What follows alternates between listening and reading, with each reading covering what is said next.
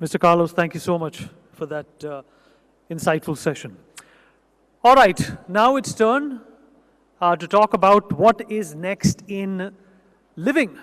And of course, living is a broad spectrum, a broad area, which we're going to discuss.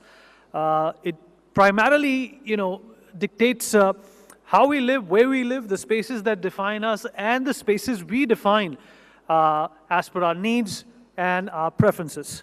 And I will take the opportunity to invite upon stage some people who can, in fact, give us a very grand idea as to what living is going to be like in the next few years. Let me take this opportunity to invite Mr. Sanjay Kulshrestha, Chairman and MD of HUDCO. A round of applause, please.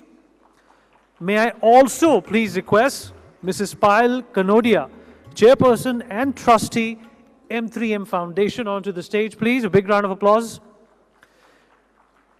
Shamroop Roy Chaudhary, founder of True Habitat. Can I please have you on stage as well? And to moderate this session, I'm going to call upon my colleague Uday Pratap Singh on the stage. Uday? Big round of applause, please. Keep them coming, especially people in the back. Come on. Everybody's had lunch. Everybody's full of energy. We're just getting started.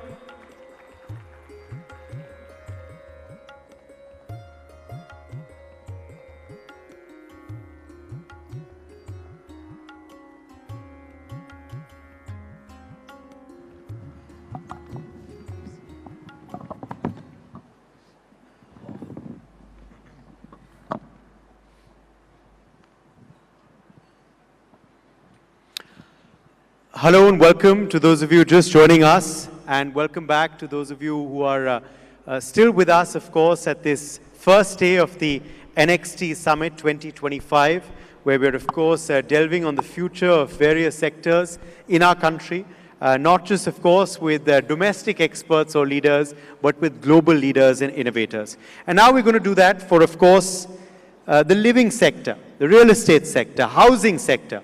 Yes, in our next session titled Next in Living, we have, of course, three, very well-known individuals from the industry who, of course, have already been introduced. So let me go straight into the conversation and start with you first, Sanjay Kulshrestha, on what you feel is really going to be the buzzword for housing, for living, for real estate in the future.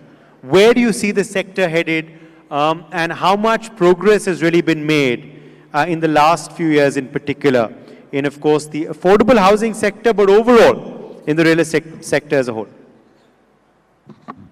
Thank you.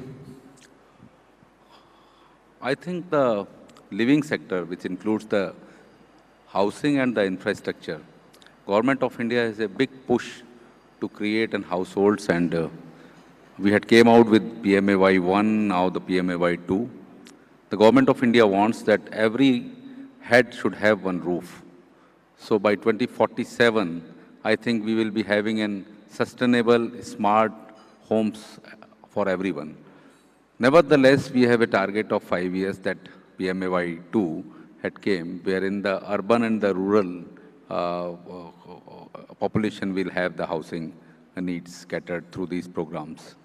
So when I say about the housing, I think housing is the epicenter of the development, and they are the actual key for the Viksit Bharat.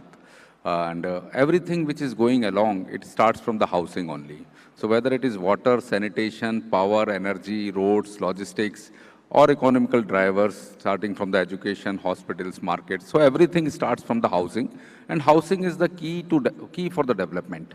HUDCO as a company, we are into housing as well as the urban affairs. So we are into the financing, we are into the consultancy.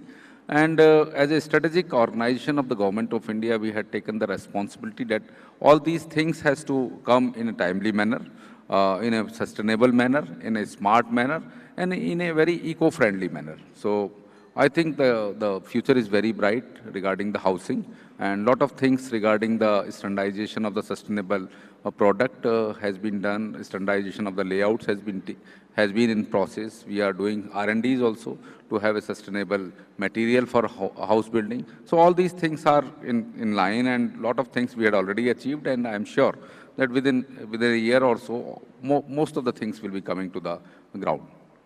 Let me take that to you, Payal Kanodia ji, on, of course, now the, this particular sector and also affordable housing. How much more affordable is housing going to become, of course, in the future? Also, where do you see the sector headed? What do you believe are going to be the, the new innovations as well, which we're going to be seeing to ease the way of living for people, for citizens in our country? So this sector is always going to grow. Of course, the need is ever increasing, and the growth will continue to happen. So where affordable housing is one part of it, the luxury living is another part of it. So we see India going both ways, where affordable and luxury is bound to grow hand in hand. And when we talk about sustainability, affordability, climate change, exploding population, when we build future cities, we need to keep these in mind, and the smart cities need to take into consideration all these points, and we need to be sure that just like we have a concept of circular economy, we need to have a concept of circular cities where whatever a city is built on, it takes all its resources from within and then reuses it. Because climate is one big thing that's going to be very impactful, and we really need to take care of the climate. So whatever we do for future, whatever technologies, AI, whatever we talk about, it has to take climate and growing population into consideration, of course, keeping the price point in mind.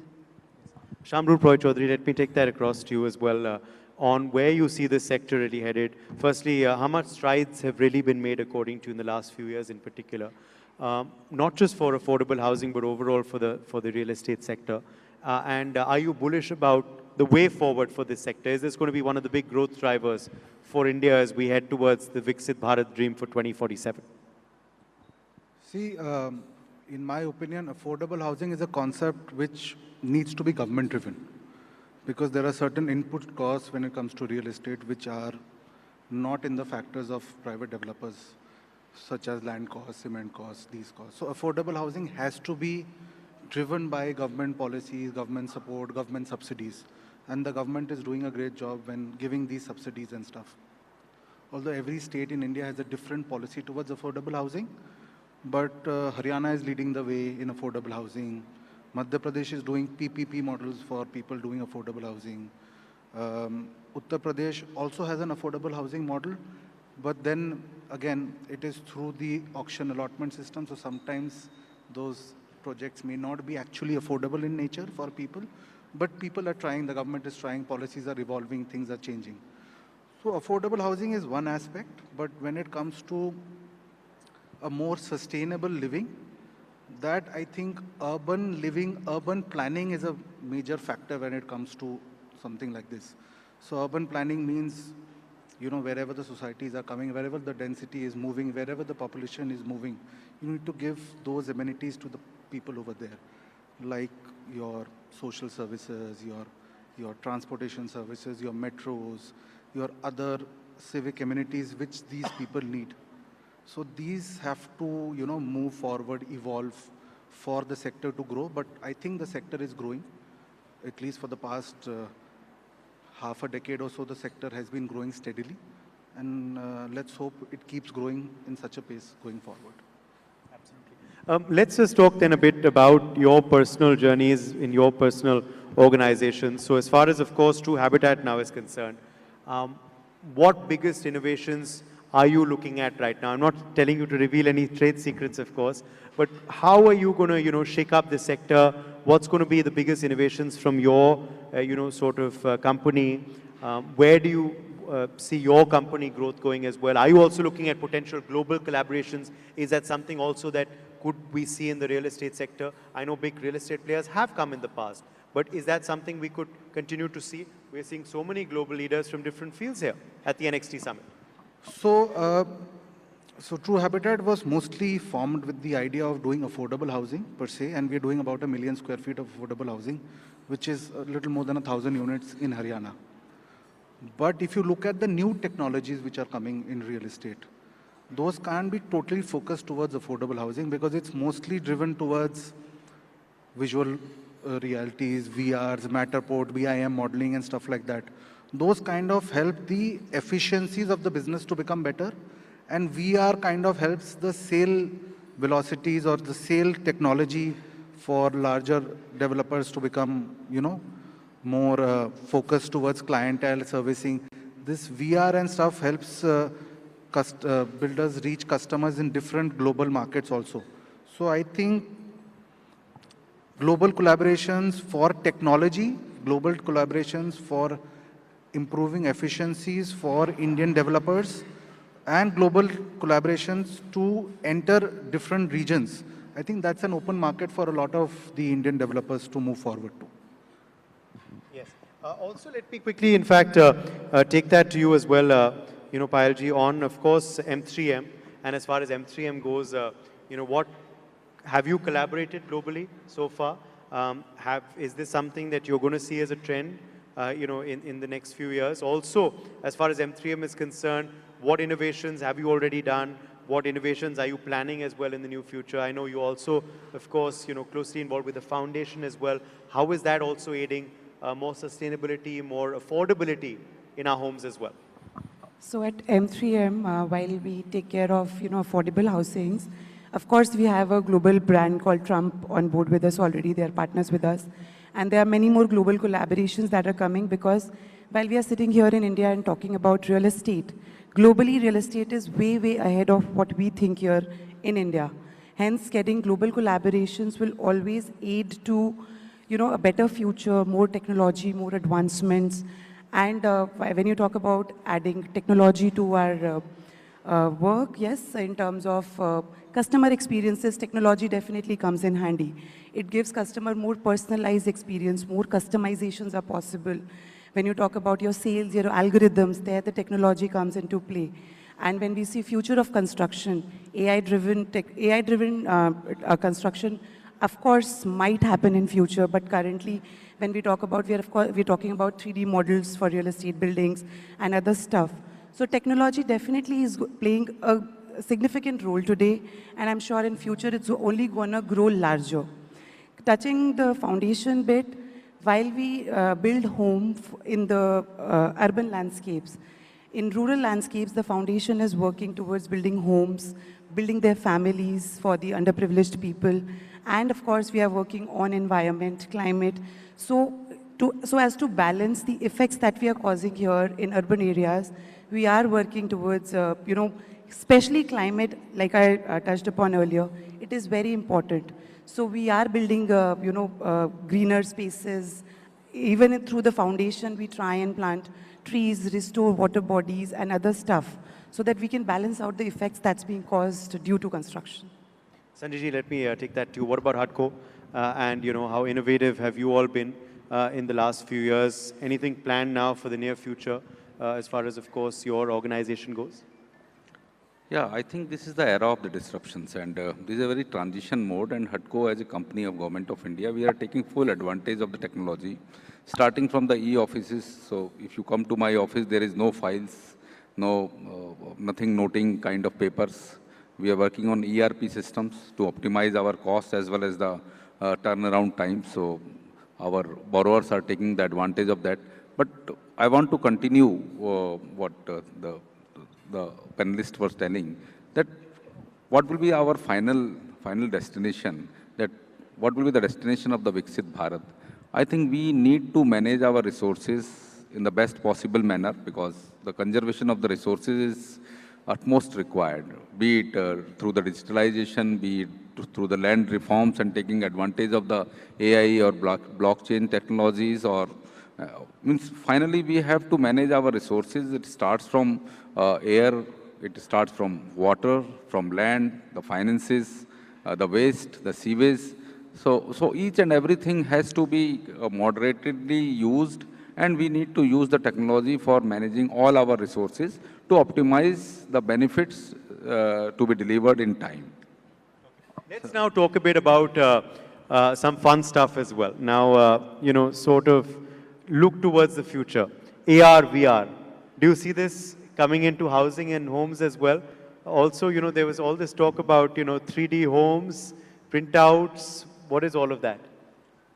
So 3D generated homes. This technology is not new actually. It's been there for a while. Earlier, the cost of these homes used to be larger in nature. It used to be $40,000-50,000. But recently, if you see the technology of 3D printed homes, there's something which Godrej also has done in Gujarat. It's quite prevalent in America because, you know, you have these small houses in the rural landscape where the 3D printed homes come, and those have come down to the cost of $10,000, $20,000, depending on the size of these homes. So it's just a matter of time till it comes to India. Also, the technology coming to India versus the cost, you know, focus towards the Indian population is something which has to be seen over a period of time. But it's just a matter of time it will come to India. And as far as VR is concerned, you know, a lot of the larger developers like M3M and these people, they're already started doing visual realization of apartments for customers, for their sales realization, customer experience, using softwares like Matterport and stuff. So I think that is a trend which is picking up, and it will continue to pick up because all the customers are now more technologically savvy. So they understand these things. Just to add to that, I think technology is something that's more than homes. It's gonna get lifestyle to India. So it's gonna get, it's gonna bring out better customer experiences, customized homes. So today you can literally control your house or home from a remote place also. You can decide when your room is gonna get locked. Your staff can only enter your room at this hour and clean. So all these technologies already exist. This is only adding to the lifestyle, which we are currently talking in India. It has been existent in West for a long, long time. Of course, do you believe this is something that could see potential collaborations as well, further collaborations, as you're saying it is there in the West? Yes, of course. We need to look at collaborations because this already exists. So for example, at M3M, we lately experimented the cleaning of the facades of building with drones. So it's something new. Till now, we only see those pulleys and trolleys hanging with two men and, you know, trying to clean the building facade. And it's a visual disturbance also. So currently, we experimented with that, and it was trending on social media, and it was very well appreciated. So these kind of technologies, of course, we need to bring from West, collaborate with them, get to India, and make real estate more advanced. Luxury as well. How do you see the definition of luxurious homes changing? Luxury in terms of, you know, customer is demanding more customized homes, more brands. Earlier, the requirements for branded fit-outs was not there. Currently, that is there. Customization to the extent of individual needs of a family member. So today, that is the luxury. And that is what we are talking about today in real estate. Also, you know, the fact is that as this Viksit Bharat dream, of course, materializes, do you believe every Indian is going to have a pakka home? 100%.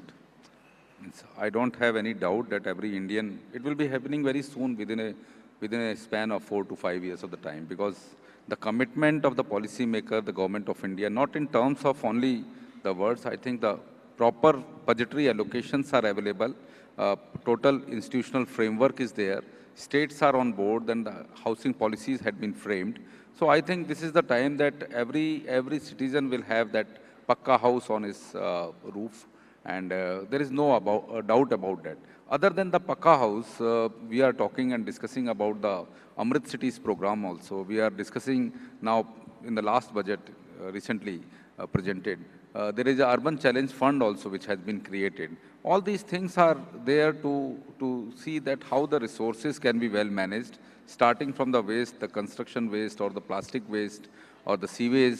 So all these things we are working, and there is a huge fund of around 1 lakh crores which has been recently announced in the budget, which will take care of our urban household, urban sanitation, urban water needs, urban power, energy. So everything we are working together, and there are a lot of programs and lot of steps and the initiatives proactively taken by the government of India as well as the state government to ensure that the proper living will be provided to each and every citizen.